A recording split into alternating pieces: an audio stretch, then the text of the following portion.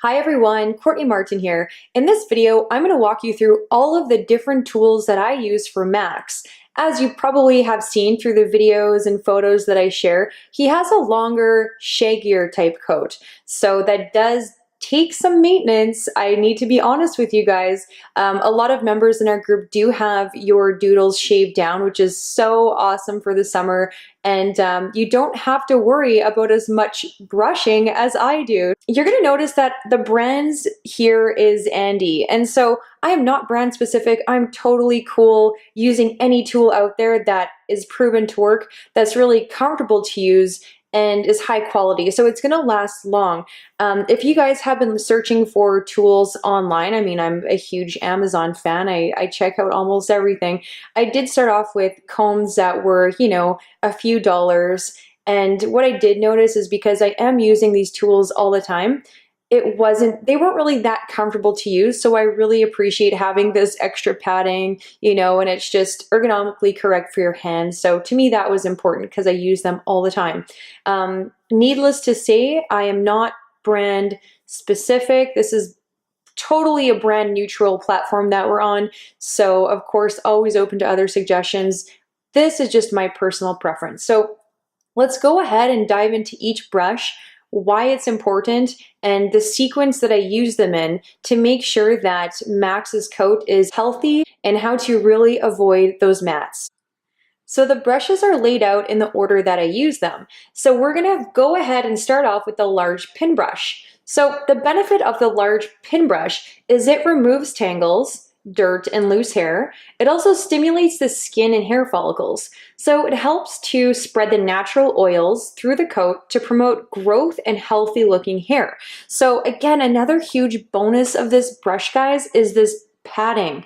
It's kind of hard to see in the video here, but it's really got great grip and extra cushion, and it really does form your hand nicely. So I use this every 3 days on Max. I mean, of course, all of us are going to have different grooming routines based on your schedule and how you run things, but I do use this on Max every 3 days.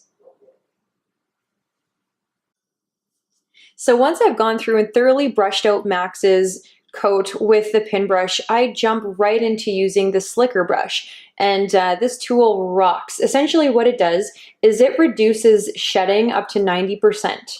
Okay, so it removes dead hair from the undercoat and the top coat. It's really comfortable to hold. It's got this anti-slip, soft grip handle.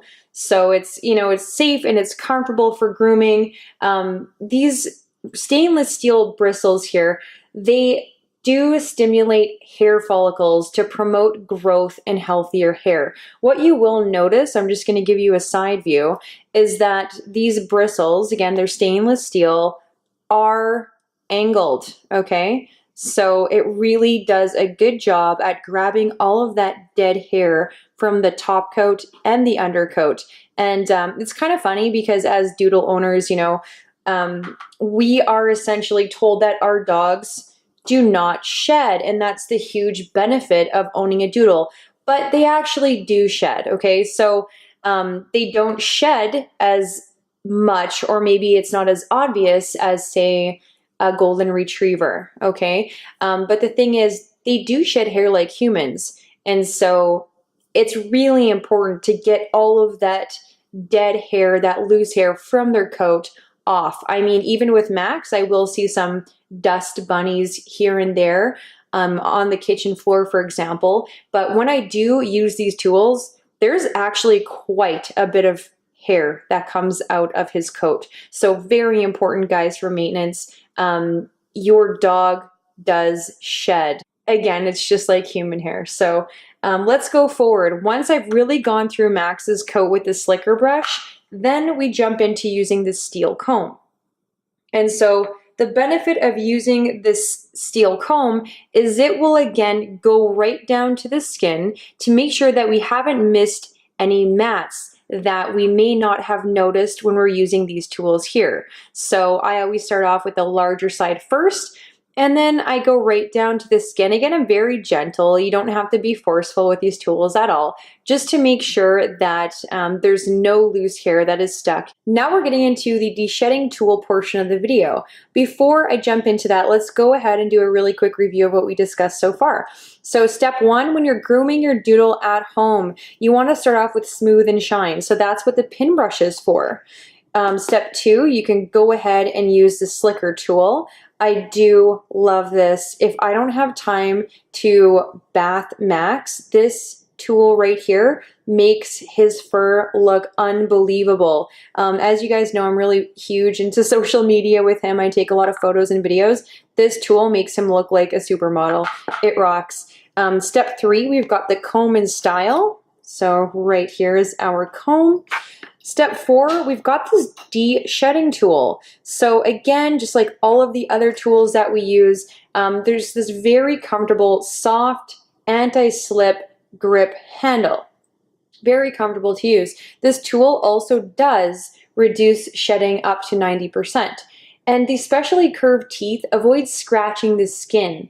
So it's really great to maintain a damage-free top coat. A few things that you should know when you are using the tool is it's best to hold the skin taut and use long strokes with a de-shedding tool. Short strokes can actually break and damage your pet's coat. So this tool, again, it does have the curved teeth that won't irritate skin like sharp tools, but you should still use a gentle touch on areas such as the throat, ankles, and behind the ears. You can also follow up with a slicker brush and a comb for best results, just to make sure that you've got all of that loose, dead hair off of your pup's coat. This tool right here is the dematting rake. So a few members in our group were talking about how their doodle is getting tangles in mats and areas. So regardless of how much, brushing you are doing, say with a pin brush and the slicker brush, you may come across some mats in your pup's coat with the comb. And as you can imagine, it would be quite painful to try to remove those mats just with the pin. So you're gonna notice the edges on this tool are actually like a blade. So you do have to be very careful when you are using it.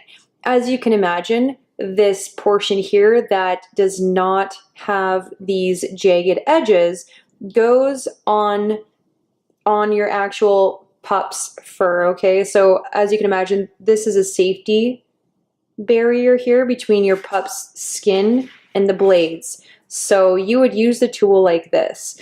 I use this quite often, even though, like I mentioned, I do actually groom Max quite a bit.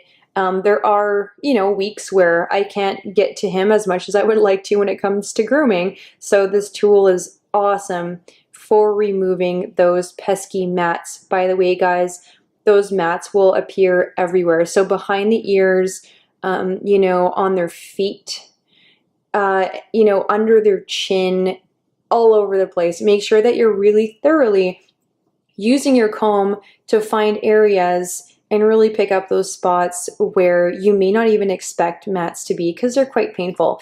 One thing that I do use a lot is actually cornstarch. So if you do notice a mat, just get cornstarch, sprinkle it on the affected area, and comb through.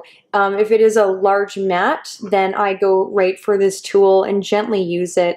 I mean, again, you have to take caution with the blades, but I am not pro-trained. I am a DIY groomer, so I've used it successfully often, and I really love it. So there is my review of grooming tools. Hopefully you guys enjoyed it. As I shoot more videos, I will get better, I promise.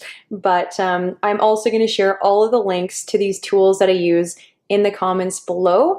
If you guys have any questions, let me know, reach out, leave a comment. That's what I'm here for. I will definitely chat with you all very soon. Have a good day, guys.